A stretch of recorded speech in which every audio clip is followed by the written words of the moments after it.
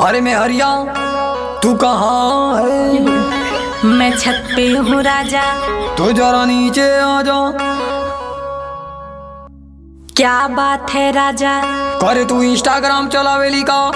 हाँ हो मोरे राजा, बड़ा आवेला मजा। कमीनी, तू ये सब छोड़ दे।